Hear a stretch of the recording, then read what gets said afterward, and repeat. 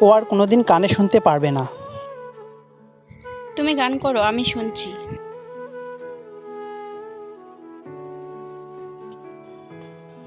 খাবে তুমি?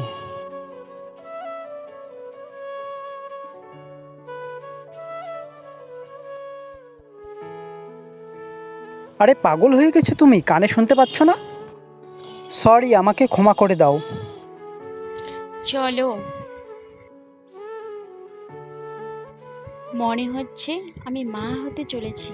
আমি মা হতে চলেছি।